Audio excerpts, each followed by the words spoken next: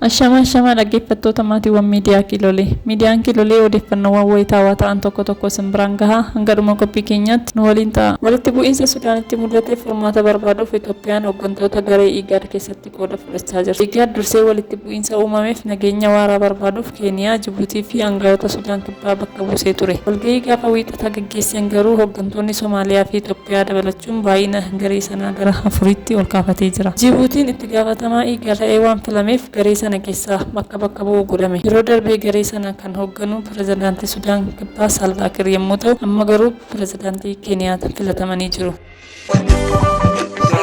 Aangawoonni immigireeshinii Ugaandaa karaa seera malee namoota nama daddabarsanii shamarran Itoophiyaa Kaampaalaa galan 17 gara biyya isaaniitti akka deebi'an taasisuu isaanii maddeen odeeffannoo biyya sanaa gabaasanii jiru. Aangawoonni immigireeshinii biyyichaa erga Itoophiyaanota karaa seera malee deemsifaman sana harka dallaalaa keessaa baaseen booda gara buufata xiyyaara Boolee deebisee aangawoota immigireeshinii Itoophiyaatti kennuusaas dhagahamee jira.